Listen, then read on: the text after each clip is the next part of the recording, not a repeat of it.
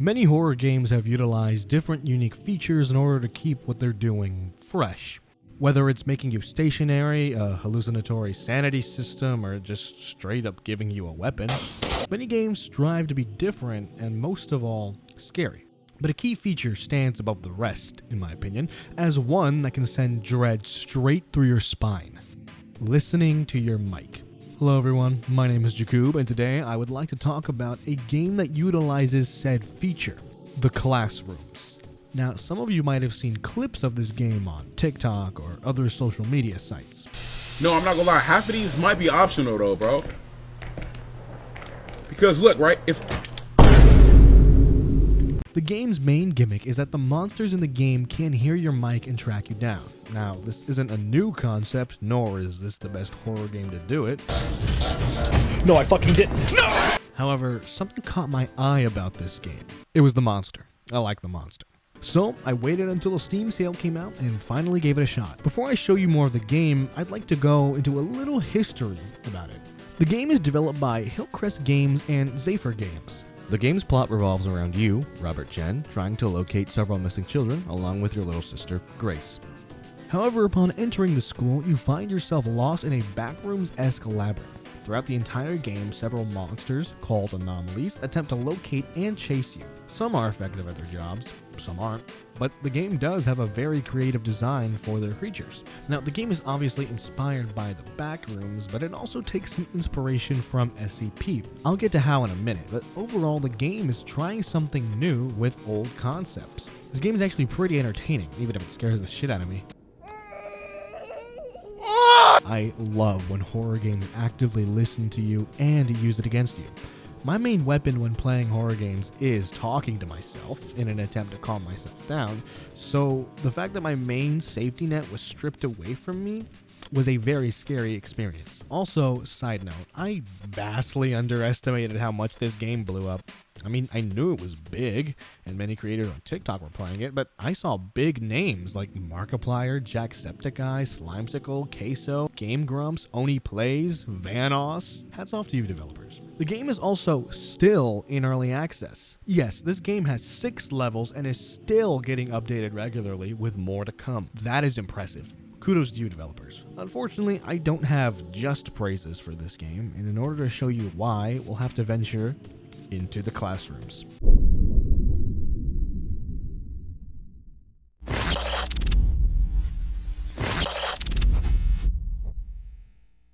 Now, before we start, I had the genius idea to maximize my mic sensitivity. Microphone sensitivity?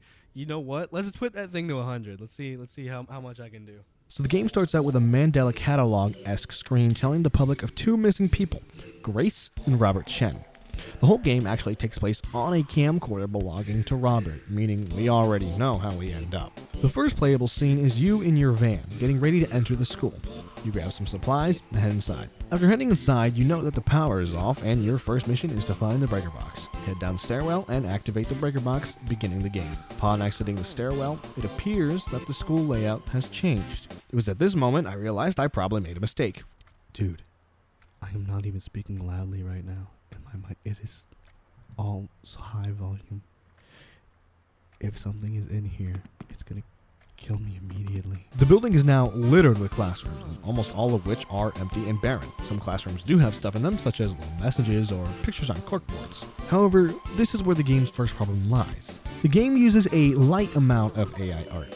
Now, to be fair, they don't AI generate anything big like monster designs or the game's plot, but there are still uses of it. You'll mainly find them in the first level, pinned up on the corkboards. There are also some VHS videos in the game that utilize AI. I have seen heavy support of this on the game's community hub.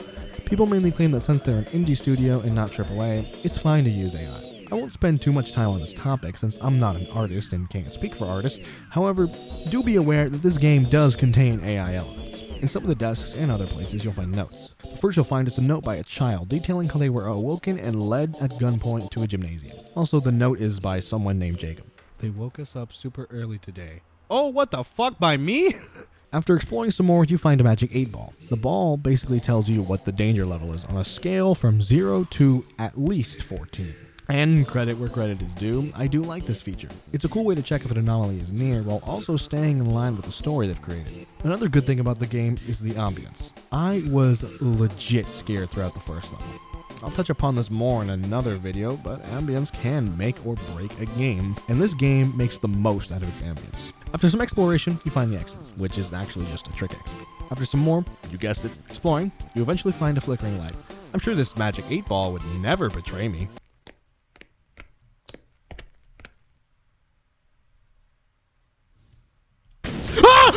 This game also has a sort of travel system throughout the vents. Instead of the vents being generated throughout the whole map, you teleport every time you travel through the vent. This brings you to a random spot on the map, making for quick travel. I also like this aspect. It's creative and easily allows you to get away from anomalies. You teleport some more and eventually you end up in this room. This is where you'll be introduced to the mythos of this world. This is where the SCP inspiration comes in.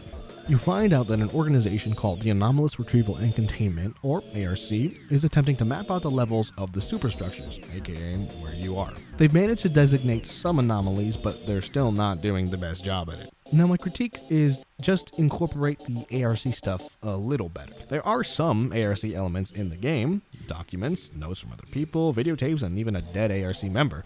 However, in my opinion, the ARC isn't utilized enough. Perhaps add cameras or someone talking on a radio to you, or even have ARC guards as an enemy in a level. It would be cool while also allowing for more story elements to blossom. This game does a lot very well, and I think it would be even better if it followed up on the ARC. Of course, this game is not finished and is updated frequently, so my point could very well become moot in the next few weeks. Anyways, you find a tape informing you that this specific location is called the Lambda Superstructure, named after the 11th letter in the Greek alphabet. Now, you may have noticed I have not once talked about a single entity in this game. That's because there are none. Until you get to this room.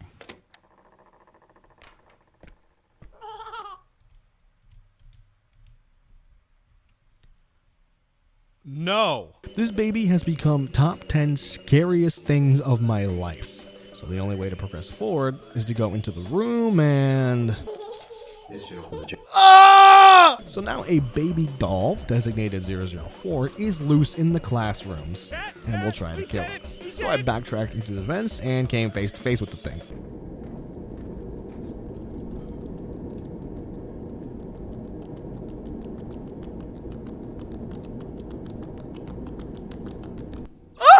Now, no, it is not in the vents with me. However, I didn't know that at the time. So when I realized it wasn't, I realized that it was right outside the vents.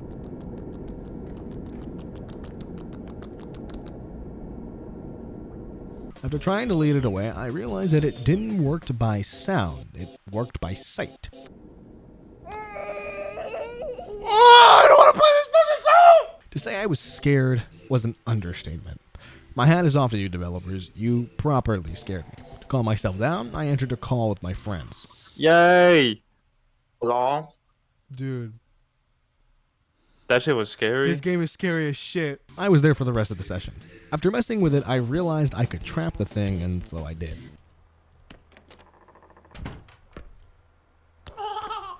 Fucking bitch. Side note, just listen to this conversation. When I was little, I thought the B movie was real. You know what? You know what is real? If you say Space Jam, I'm puking in your car. Space Jam. Alright, I'm gonna puke in your fucking car. Do you deny the existence that Bugs Bunny is real? It's not real, Do dude. you deny the fact that Bugs Bunny is real? Shot. I would love to believe Bugs Bunny is real, but until I see him, until I see a photo of you with Bugs Bunny, of him holding a fork, I believe. Bro, you saw Space Jam. He is real. That doesn't count. That doesn't count. Space Jam doesn't count. You saying things don't count purely for your argument does not count. What does that mean? That doesn't count.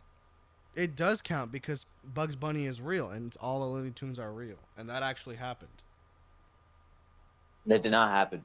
What's your evidence? And don't say that Bugs Bunny isn't real because he is real, obviously. He's not real, first of all. He is real. What's Second your of all, evidence he's not Michael real? Jordan isn't either. Michael Jordan isn't real either. Yeah, he is. Also, No, he's not. yes, He's a Bugs Bunny is he's as he's an actor. no, named he's not. Edward Beggins. You just fucking made that name up. Bugs Bunny is as Bugs real Bunny. as Mickey Mouse and Santa Claus. Nuh-uh. Yes. Do you deny the existence of Mickey Mouse and Santa Claus? No. Exactly. But Bugs Bunny isn't real. Yes, he fucking is. He's friends with Mickey Mouse. He's friends with Mickey Mouse. Did you not see them in Who Framed Roger Rabbit? Yes, I did see him in Who Framed Roger Rabbit, and that don't count. They were fucking hanging out because they're friends. They're actors. No, they're not. Mickey Mouse is not an actor. Michael the Mouse is a real person. Michael the Mouse? Shut your bitch ass up. So the key we picked up in the baby room was the key to the janitor's closet, which we open and find a key to the elevator. Now we just have to get back to the elevator. Oh my god! Oh no! Help me! Okay, we died. No problem. Actually, it is a problem. The levels in this game are randomly generated, so where something was the first time will not be there the second. I understand why this was put in place. It makes for more random gameplay, and you can never really be too sure what will happen each time. But if you know what to do, or God forbid you die after achieving a lot of progress, you have to start all the way back at the beginning with no knowledge of the current layout. I died another time, but the good news is the baby trapped itself, so I was good for the rest of the level. Eventually I found the elevator and completed the classrooms. Now to be honest with you, after I finished this first recording, I didn't play the game for 4 months. I didn't mean to wait that long, but it just happened. So 4 months later, am I any braver? No.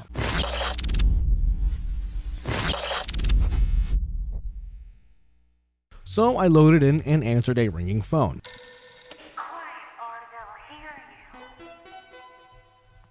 Another note, again by Jacob. Also, in this recent update, the mic level still shows even when paused, so that made me nervous that there wasn't a pause button anymore, but it still pauses. The goal of this level is to return 4 books into the thingy, and get to the elevator. There's also a giant ear person, designated 555, roaming around that lays down whoopee cushions and has heat-seeking balloons. Easy, right? Yeah. It does patrol, but it is kinda stupid. The balloons are also easy to avoid unless you're cornered. I died twice, but only because the ear guy just switches paths and runs right into me. But eventually I do find all 4 books and return them. So I carefully walked through the exit and rode the elevator once more.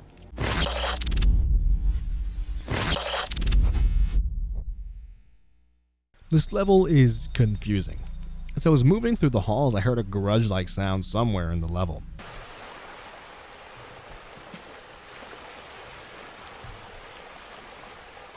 I assumed it was an anomaly, so I decided to see what it was.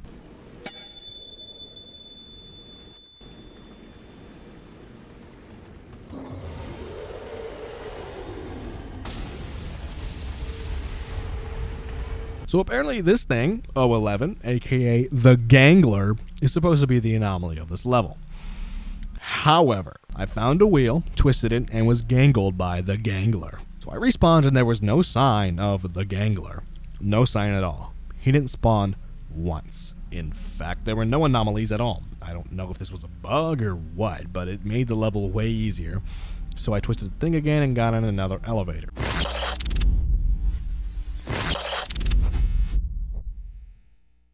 And here we enter the dark rooms. I'm going to be transparent with you guys.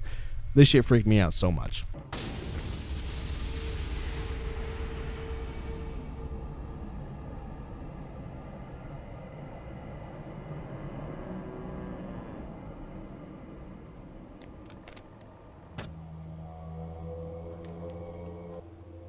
Dude, no. Fuck no. No. I'm actually fucking ending this fucking video right here, dude. No. This thing, 608, called Smiley, freaked me out so much. I hate this thing.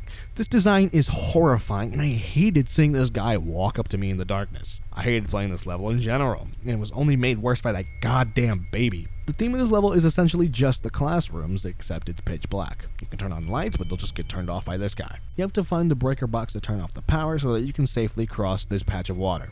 Now, I'll be real with you, I was terrified. However, I came into this with a strategy. I would run until I found a vent, Go through and unscrew each vent. Then lower the baby away so that I could look for the breaker box in safety. Run back into the vent and lower the baby away so I can go into the slide safely.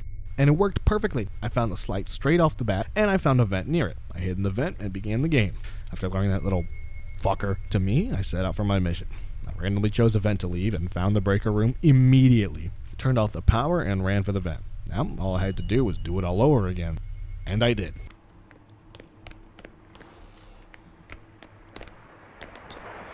Oh, I did it. Let's fucking go. Let's go. I'm the GOAT. I'm the GOAT. I was very proud of myself for being able to beat this level. However, I knew what would come next.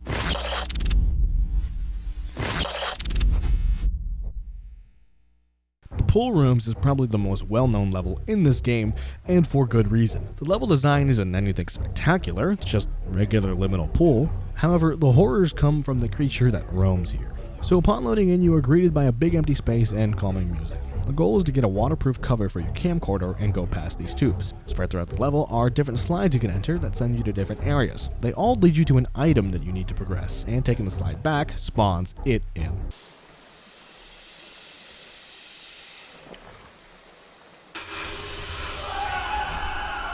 Say hello to 708, aka the Whispering Worm. The thing is terrifying.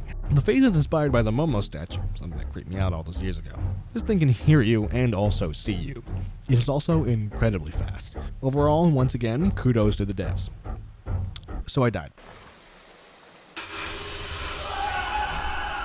After exploring some more, I found a hole, so I jumped in it. I died again.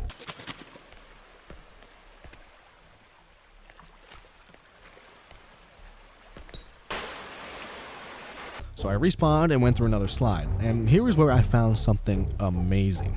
I went through the slide, jumped down the balcony, and didn't spawn the worm. That means I could enter a slide, get whatever I needed, and not spawn the worm. I legit have no idea if this is a bug or intentional, but you can be sure as hell I was taking advantage of it. Eventually I got what I needed, and I did what I had to do. Activating this secret staircase spawns in the worm, so now I needed to be stealthy. It didn't work.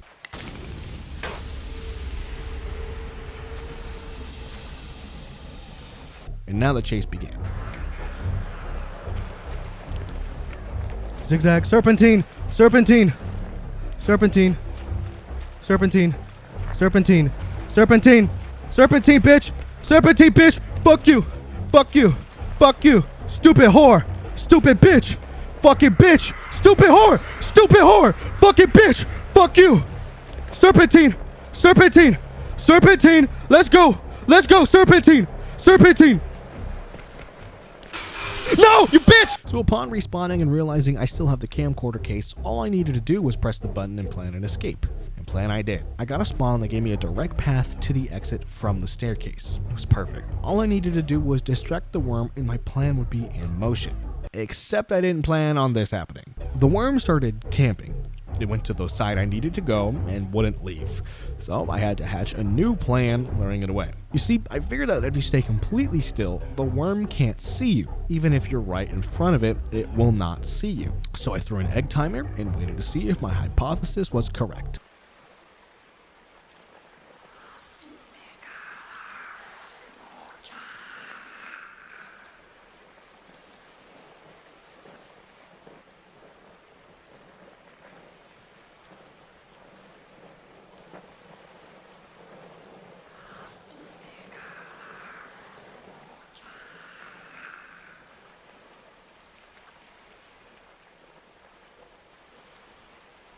The worm took forever to patrol the area, and that would be my chance to strike. All I had to do was lure it away, sneak in, and go towards the exit. I threw another egg timer and snuck in more, intending on taking advantage of the worm's slow speed. However, the worm broke a piece of glass and lost interest in the timer. What could I do now? I had to once again devise a new plan. However, once again while entering the area, I accidentally broke a piece of glass. However, this time was different. The worm just went away. It left, and I'm not one to question an opportunity, so I went for it. Eventually, I made it to the exit, and I think my reaction says it all.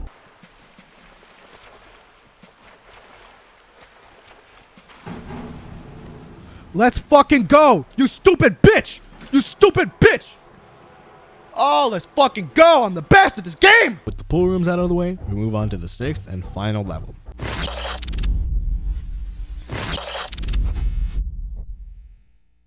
This level reminds me of the daycare from Security Breach. The only difference being, it doesn't suck. You spawn in a fast food place named Utopia and have to venture outside to turn the power back on. The level's main gimmick is that these pipes make you stinky.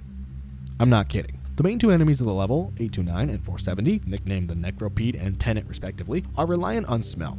If you get sprayed with a stink, they are immediately attracted to you. The Necropede is pretty cool with a unique design. I really dig the stink function. It's something I've never seen in any other horror game, and I really like how it's incorporated into the game. The Tenet has a really goofy design. The giant head with the little legs doesn't really do well for a scary combo. However, this moment did make me crawl out of my skin.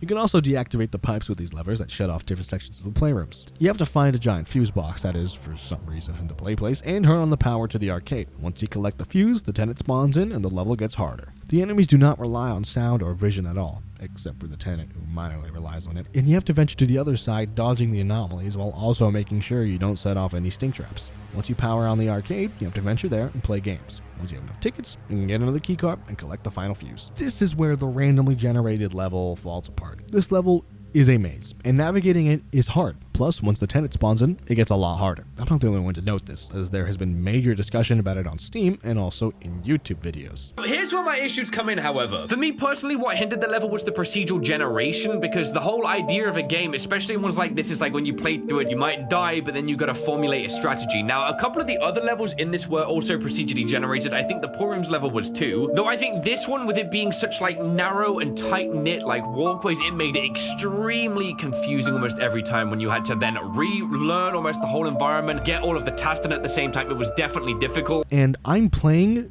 the nerfed version of this level. The original version made it so that if you ran too long, you were stinky. Dead ends that were guaranteed death, and as soon as you collected the final fuse, a random anomaly from the entire game would spawn. So I finally made it to the arcade and exploited my way to 150 tickets, and got the keycard. Side note, check out this ticket counter. So I collected the last fuse and waited. I decided, let me alert every anomaly here so that I know where they are.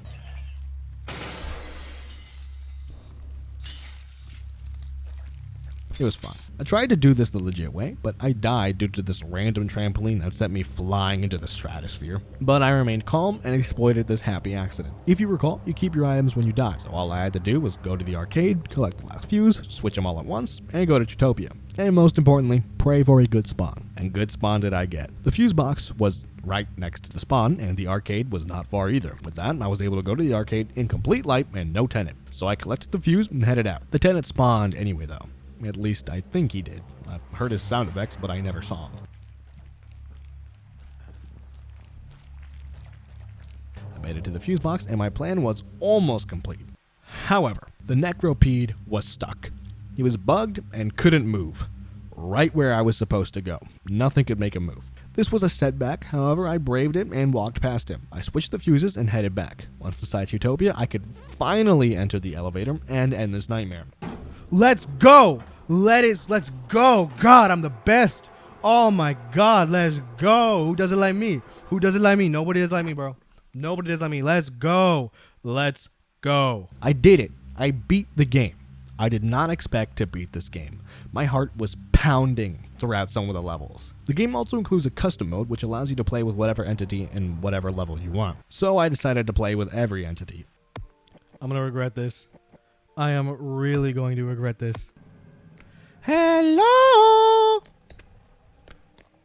Hello? Is anybody there? What?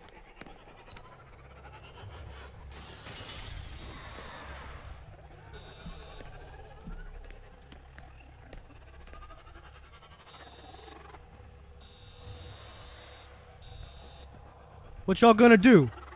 Oh shit! Oh no! Help!